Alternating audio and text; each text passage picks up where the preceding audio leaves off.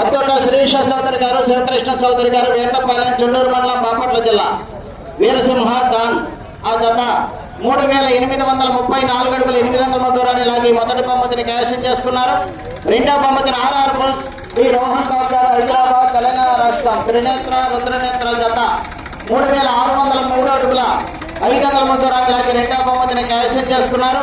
మూడవ బహుమతిని శ్రీ సంవత్సర సమేత ప్రసన్నాంజనేయ స్వామి ఆశీస్సులతో జిఎల్ఆర్ బుల్స్ గరికపాటి లక్ష్మీ చౌదరి గారు, పెదకొట్టిపాడు, ప్రతిపాడు మండలం, గుంటూరు జిల్లా. భగవంత్ సింగమలై 3600 అడుగుల దూరాన్ని లాగి మూడవ బహుమతిని కైవసం చేసుకున్నారు.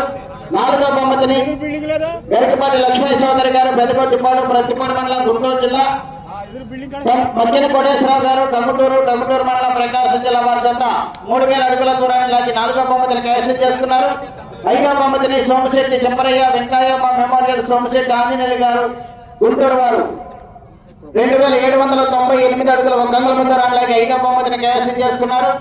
ఆరవ బహుమతిని పావులూరు వీరాస్వామి చౌదరి గారు, బల్లికుర మండలం, బాపట్ల జిల్లా వారి జత 2769 అడుగుల 4 అంగుళాల దూరాన్ని లాగి ఆరవ బహుమతిని కైవసం చేసుకున్నారు.